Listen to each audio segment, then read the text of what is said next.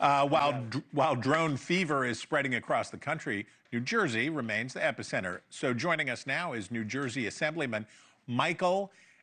Michael, I'm going to get it right. I'm not going to get it wrong. Michael Inganamort, is that right?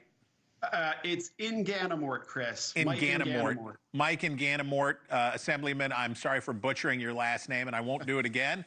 You're also the former mayor of Chester Township. Thank you for coming on the Hill. You have your own firsthand experience to share. Describe what you've seen.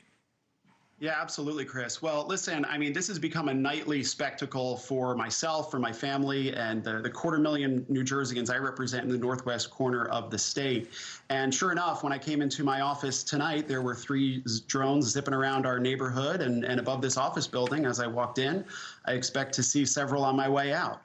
And what Rich described seeing just last night, we began seeing here in Chester and western Morris County, which I believe has been the epicenter of this invasion for 4 weeks now. 4 weeks. I got my first call from a concerned mayor and police chief on November 18th.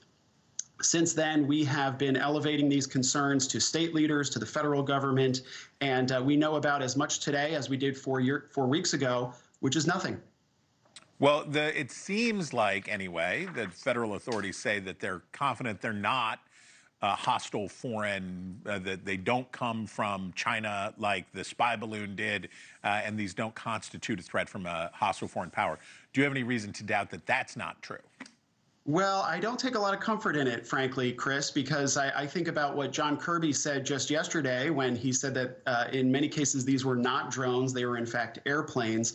That specifically and clearly contradicted the confirmation we have from Picatinny Arsenal, which is one of the larger military bases, certainly in New Jersey. It's the facility where they make all the ammunition for America's military.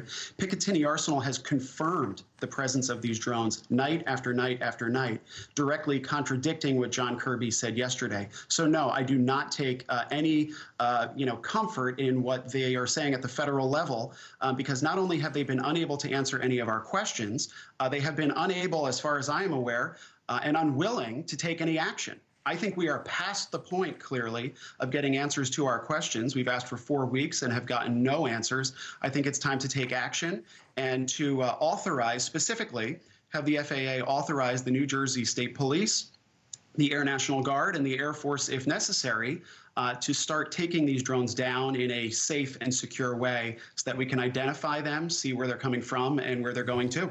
That's what the president-elect is calling for, mystery drone sightings all over the country. He posted on social media, can this really be happening without our government's knowledge? I don't think so, exclamation point. Let the public know, and now otherwise shot them down. Do you think that should private citizens be shooting these down, or does this need a engaged government response?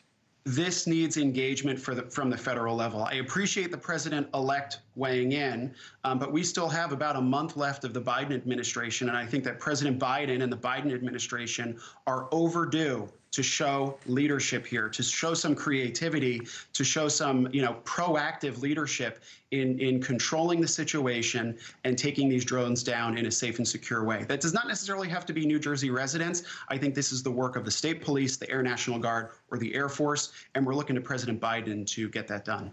Once you learn his name, once you say Mike Inganamort, you will never forget it.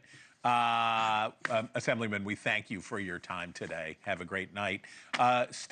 Thank you for watching, and make sure you go to joinnn.com to find NewsNation on your television provider.